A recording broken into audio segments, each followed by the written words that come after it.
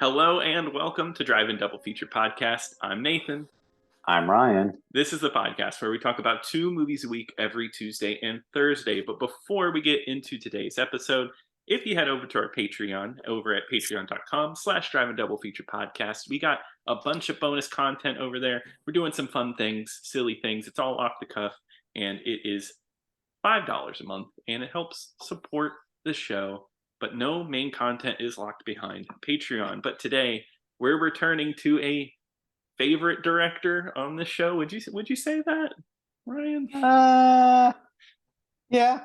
Yeah, okay, yeah. We were talking about Brian De Palma with 1978's The Fury. Yeah, we're back at De Palma. What if we talked about Dress to Kill and Dress to Body Kill. Double? Right. Yeah. Well, yeah, Dress to Kill was on our prequel series. That's right. Well, maybe soon we need to return to that one because that one is amazing. But this is the Fury, which is about telepathic people, which you might think that's similar to something like Carrie, which he did 2 years earlier. So he's kind of going over something similar. When I picked this movie, and from what I heard on a podcast, they called it a Carrie, like he just did Carrie again. Not really. I will say that right off the bat. I mean, she has telepathic powers, but it does not follow the same plot structure as Carrie. It's based off of a book from a different writer. You don't remember the prom scene? I must have fell asleep at that point. I do not remember the prom scene. But I do remember the scene in Carrie where Carrie knocks the Middle Eastern people off of the amusement park ride. Yeah, well, Sissy Spacek goes to Israel and panic ensues. Yeah, it's kind of crazy how similar these 2 movies are.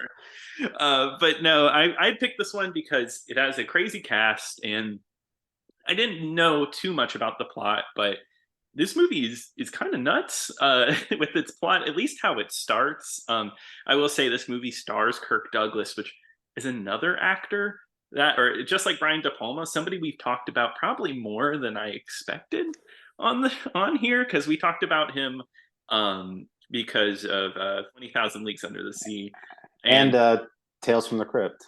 Exactly. So Kirk Douglas is back, and another actor that I actually thought we'd probably never talk about on here, and that's John Cassavetes is the villain in this movie. We haven't done any of those other movies, have we? Well, not his directed movies, and his directed movies are very different from this one. But yeah, no, I don't think we've talked about, because he was in The Dirty Dozen, which kind of fits our show. Rosemary's Baby also. Yeah, but like his directed movies that probably won't touch upon unless we feel like doing an artsy week or something. I don't know. You could make the argument A Woman Under the Influence is an exploitation movie. I would say so, because she is exploited, and I feel exploited after sitting there for 2 hours 50 minutes and nothing happens. I'm just kidding. I love Cassavetes. I don't believe you. Sorry to all you John Cassavetes heads out there. But this movie starts with Kirk Douglas swimming around in a beautiful Speedo. Why is Kirk Douglas so shirtless so many times in this movie? So many times later in the movie, he's running around in his underwear on rooftops. It's crazy because Kirk Douglas looks so old in this movie, and this man only died 3 years ago, and he's already looking crazy old in 1978. So I don't know, man. He looks old, and he's got like a teenage son. It looks like he's a boy's grandfather.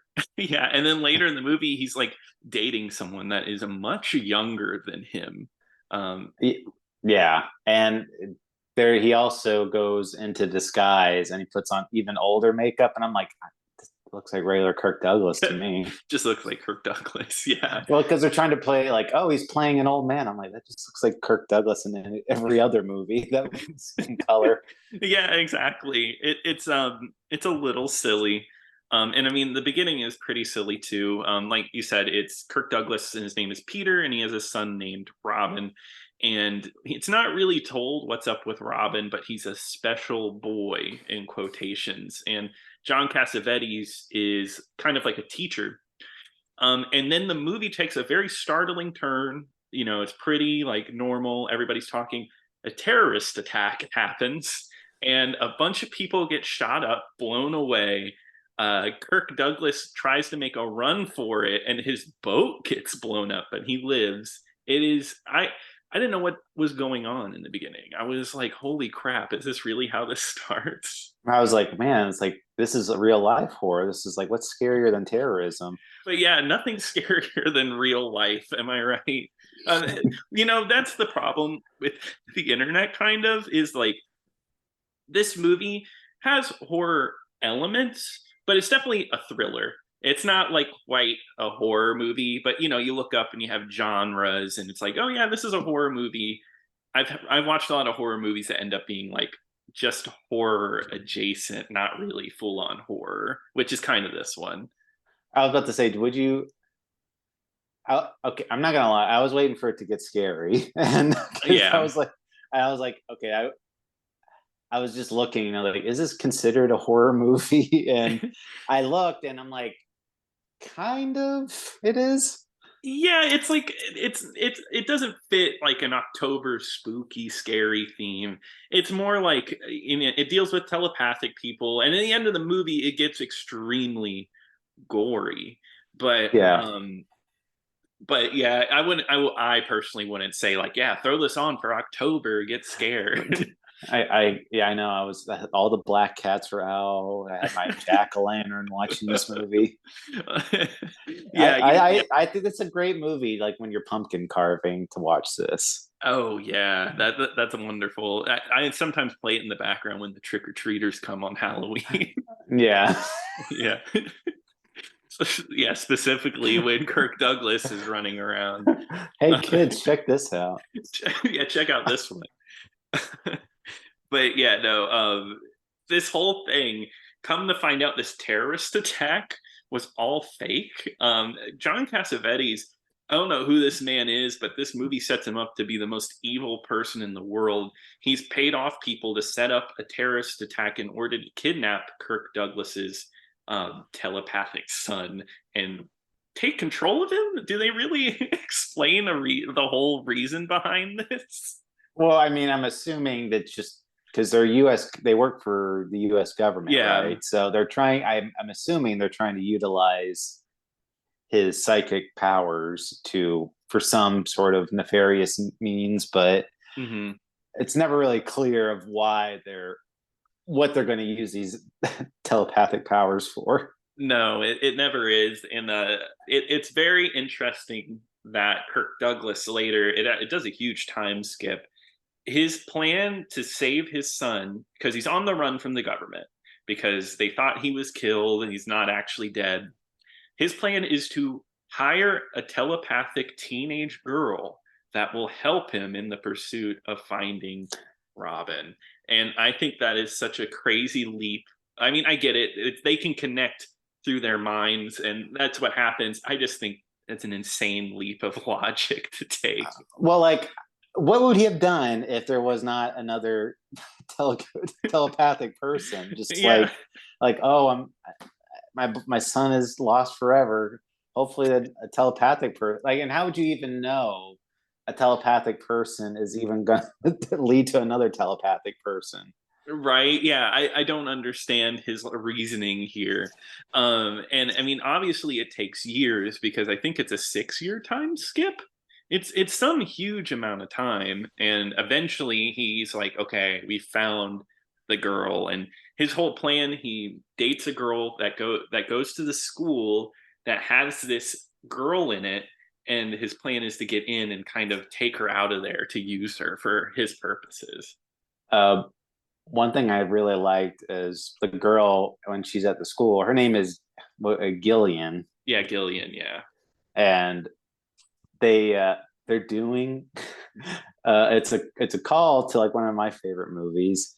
Like when they at the school, they're doing the flashcards with the little symbols on it. It's the same cards from Ghostbusters. It's like the same exact Really? cards. Oh Like wow.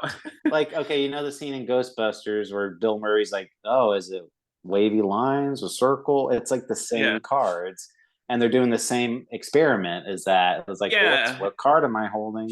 Yeah, you're right. It is the same experiment. I didn't notice it was the same cards. That's interesting. Do you think they just went to the same prop place that this movie went to and they were like, oh, okay, these will work? Yeah, Ivan Reitman, he was like, I'm a big Fury fan. Yeah, I'm going to reference Fury and everybody's going to get it.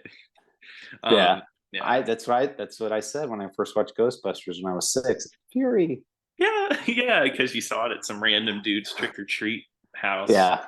Yeah, Yeah. exactly. Halloween classic. I'd say so. But yeah, I mean, in this movie, it honestly is just a wild ride. I mean, it slows down sometimes, but I guess my main thing with this movie, I'll be honest, I did like this movie. I enjoyed it. I enjoyed my De Palma. Is it one of his best? No, but it's at least like, or sorry, one of the issues with it is that a lot of it kind of doesn't make sense in your head, or scenes will happen that just are so bizarre when put in the middle. Kind of like Kirk Douglas at one point takes over a cop car with Dennis Franz in it. Of course, it has to Yeah, happen. I recognized him right away. Yeah, instantly, right?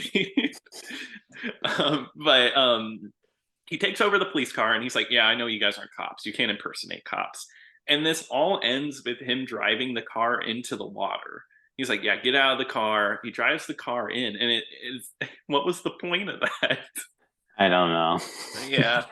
Well, so this is going to be another movie. So you are Roger Ebert, who gave Oh it wow. you gave it 3 out of 4 stars, Hmm. and I'm the Gene Siskel who gave it 1.5 stars. Yeah, I saw those reviews too. I looked it up. Yeah, Gene Siskel did not like this movie at all. I kind of agreed with his assessment. Yeah, yeah, you didn't like it. I wasn't. I mean, the parts that are exciting are good, Hmm. but I was a little bored, like in between a Mm. lot of the scenes, and it wasn't really connecting with me. There's a lot of like downtime. Like because what happens is she's in a regular school, and then they find out, oh, she's got these psychic abilities. She needs to go to Professor Xavier's School for Mutants, or what, like basically Yeah. it's like she goes to like a psychic school, and then it's like, oh, everything's so perfect, everything's so great. It's just like these real dull type of moments that I really Hmm. wasn't connecting with. And then, but I mean, when it was getting exciting, it was good, but I don't think it got exciting until kind of towards the end of the movie. Okay, yeah, I got you. I think that I agree. I do think it slows down like a lot, but there's like moments that really shine to me, like that had a lot of style. There's a part that I really like where, because when she grabs people, she can kind of see through them like memories, and whenever she does that, people bleed. And she does that to like the headmaster and sees Robin dies.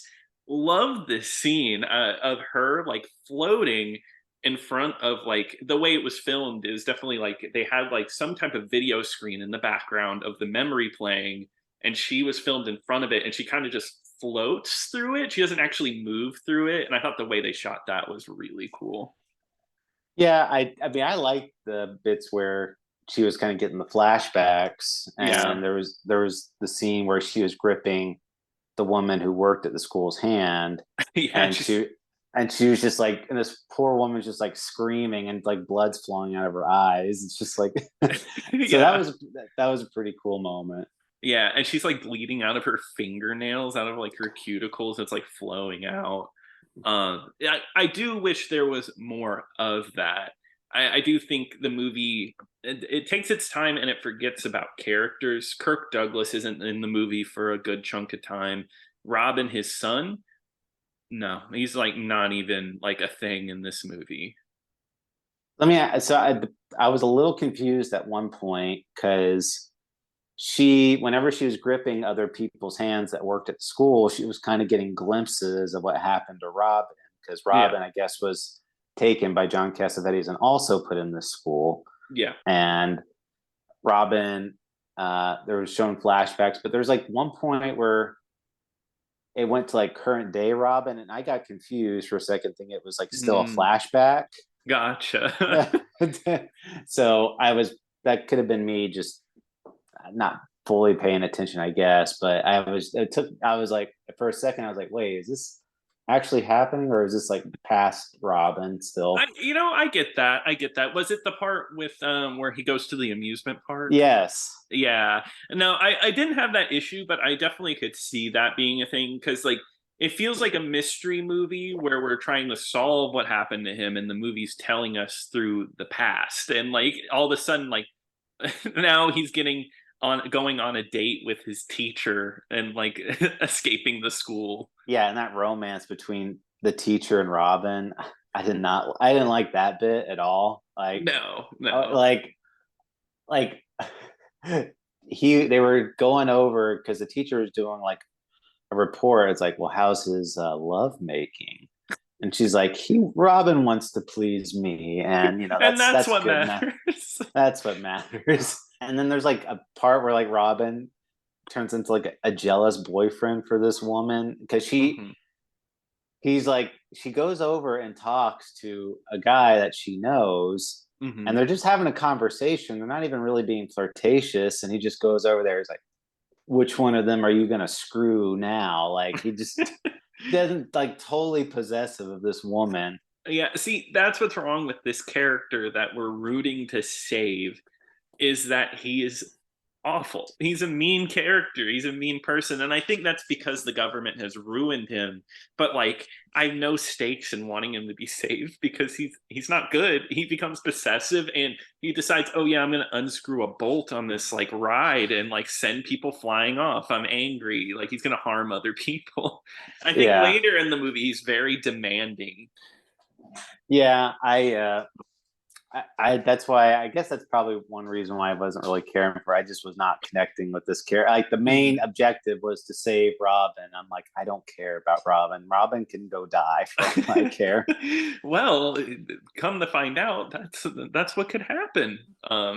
I guess spoilers, but Oh wow. we have to talk about the end of this movie because Well, yeah. yeah. Um, but I mean, on the way there, there's one notable scene where Kirk Douglas and Jillian they do meet up at some point and they take a bus ride together. And Kirk Douglas is trying to leave her, and it's just crazy because she's like, "No, I want to stay with you," and then he just slaps the crap out of her. And the sound effect they put in was like, like so loud. And I was like, "Wow, okay." Another movie where a man just like calm down, slaps a woman. Yeah, did Sean Connery direct this movie? How'd I know you were going to say that?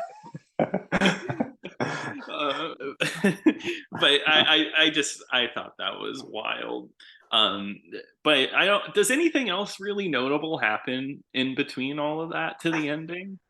I'm trying to think. I mean, there's like other funny moments where like when she's at the regular school again and she's getting bullied by another girl, and A the girl other with like girl, giant glasses too. right? Well, which I thought they were going to bully that girl because they're like, it's like, hey, can I sit here? They're like, Gillian took your seat, and then she sits there, and then like the girl with the glasses starts bullying Gillian I and says, know. it's like, oh yeah, I think you're just a big phony. You're not a psychic at all. Like, read my mind if you're so psychic. And turns out, like, well, have you told everyone you're pregnant? What are you talking? Just like that. uh, I don't know. Maybe do you think De Palma just has a thing for high school girls just hating each other and bullying? This is a second movie in a row. Well, he directed Mean Girls. Oh, that makes a lot of sense. Could you imagine De Palma's Mean Girls? Oh yeah, there'd be a lot more blood. It'd be pretty sick, actually. Maybe Mean Girls 3 whenever that happens. Get him out of Maybe. retirement. Yeah. Mhm. They go and teach the school. Yeah, the telekinetic school. There we go. Yeah. Uh, but no, everything comes together. Oh, I also have to mention, John Williams does the score to this one. I actually really like the score here. It's huge, bombastic, and there's a crazy scene where they're running in slow motion and running to like a car, and it's a long scene. And John Williams' score is just so loud and like cheerful. I that's okay. So I did like the score because it is Yeah, John Williams, but I know the scene you're talking about now, and yeah, that I thought that score was so unfitting for that. I'm like, I was yeah, like, what is this? Like, what yeah, did he do? Like, what did he do that? Because it's yeah, so like ding ding dee dee dee dee dee. Just it's so cheerful, and it's yeah. like somebody just got killed in a car accident. Yeah, Um, just like when he made the music for Jaws. Oh yeah. I forgot you hate Jaws. Horrible movie. The worst. Jaws 2 was better. Cruel Jaws was better. The music in Cruel Jaws is better. Yeah, well, John Williams did that one too, but That is true.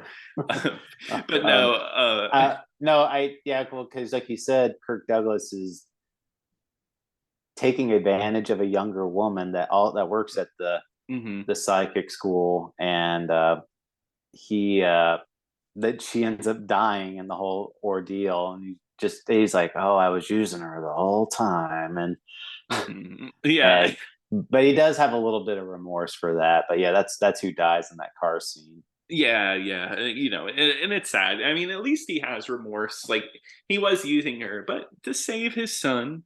But the ending where he does actually get to his son. I mean, his son does some crazy things, like making the woman float in the air, and he spins her around. It's like spin faster, faster, and blood is shooting out everywhere. It is crazy. I was laughing so hard at that moment because it's like I know they're trying to make this to be freaky or whatever, Uh but I'm huh. like, it's so ridiculous that he's making this woman spin like a merry-go-round, just like so incredibly fast in the air, and it's just faster, fast, and just blood is just splattering all over the Hmm. walls. Yeah, and it's crazy. I guess in that way, it's a good like pairing with what we're going to be talking about on Thursday because it gets really gory. I mean, this is skipping ahead, but John Cassavetes dies in the end of this movie. I didn't know about this. I feel like this should be more popular, at least the ending. John Cassavetes explodes, literally blows up like scanners, like the head blowing up. Well, And yeah, and this predates scanners, so yeah, yeah. which because when I saw that, I was like, oh, that like how are people not talking about this moment? Like, or I guess maybe because Scanner was a better mover, It's true. You're not but wrong. but no, I it's yeah, because it's like it's way more gorier than the one from Scanner. So Yeah, because instead of just a head, it's the whole body and blood's everywhere. And it's like an action movie where it's shot from like 10 different angles and it cuts to all of them. I guess they failed the first shot. The first shot, something went wrong, and it took like a month for them to clean up in order to film another take of that scene. uh, Um, imagine yeah. being on the cleanup crew. Yeah, right. That'd be horrible. Like people who actually clean up like dead bodies and stuff. Um, Well, I'd rather be on this cleaning crew than the Thursday movie. But anyway, that is very true. I Um, know I that part, I thought was I like that part, and that's how the movie ends. Is yeah. John Cass? Well, we didn't. I guess before all that, Hmm. Kirk Douglas does show up, and Robin is so far gone at this Hmm. point, and he Robin like falls out of onto the roof, and he's about to fall off, and so I'm not gonna say like I'm a Superman or anything like that, but I didn't think like the house drop was like that significant. No, it And didn't look that bad. now, I mean, now granted, if you fell in a certain angle, like on your head or whatever, like that, I obviously, you'd be toast. But Hmm. um, like the way they both fell, well, I think Robin fell off and hit his head. But anyway, Yeah, yeah, I uh, think so. Robin fell off of the house, and Kirk Douglas is trying to like Robin, no, and then Kirk Douglas, the way he like Kirk Douglas is laying on the roof of the house, and Kirk Hmm. Douglas just like at one point just kind of rolls off of the roof like he would roll down a hill, and then he hits the pavement, and I'm like, I don't know if that would kill somebody if you did that. Yeah, he kind of just lands like kind of on his like stomach, right? Like it's not like he lands on his head or anything. And I mean, it's not that far of a drop. I agree. I thought it was just a weird scene overall because Robin dies, and then all of a sudden, like he takes him a few moments. He doesn't look that distraught, and then he's like, "Well, all right, I'm gonna kill myself now." It just rolls off. It was a little awkward, so that's Yeah. why I think they could have done something better with that, or maybe Kirk Douglas like jumps off of the house, but it he just rolls off the side of the house, like like I said, Mhm. like you're rolling down a hill, and I was like, yeah, you'd definitely break some bones, but I don't know if you would die from landing like that, and because No. it's only a 2-story house, so Hmm. it's not like this is an office building or like a big mansion or anything. No, not at all. And I guess maybe it's just they wanted the movie to end on like a depressing note because the idea is like nobody got anything, and now she's in the hands of John Cassavetes because all he says is just clean it up, and that's it. Um, yeah, I remember that he just clean it because he clean it up. Yeah.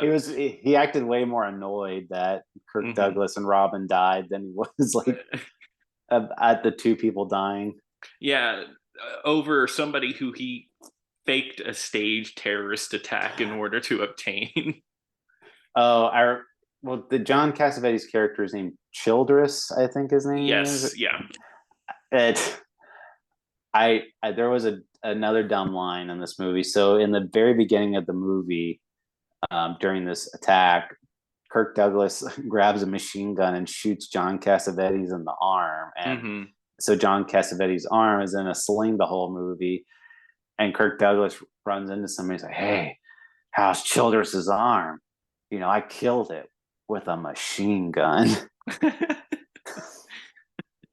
Great job. You killed his arm. Yeah, uh, it's dead. yeah, I mean, yeah, and I mean, he has it hanging there. I think at one point he's like, "Doctor, if you know so much, how come I still feel pain in this arm, even though it doesn't work?"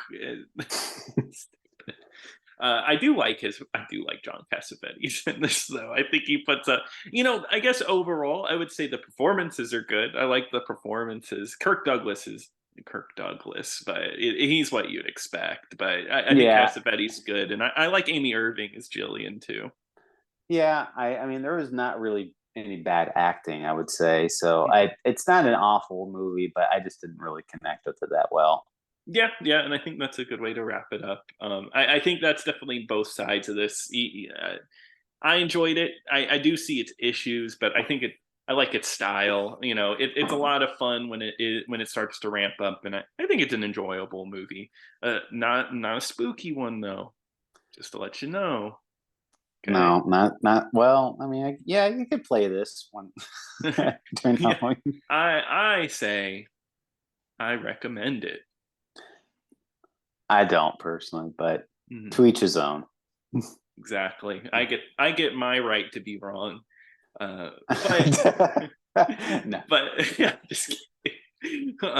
But I do think that wraps it up for today. Ryan, what are we going to be covering on Thursday? well, Nathan, there's alive people, there's dead people, but have you seen Dead Alive? No, I've seen Brain Dead though. Oh, well, let's talk about that one instead. Okay, sounds So good. we'll be talking about 1992's Brain Dead, and that is for free on YouTube right now. Yeah, well, I'm excited to watch that. If you have anything you want to say to us, you could email us at drivein-double-feature-podcast@gmail.com. You can X at us over at the IDF pod over on x.com. But until next time. Till next time.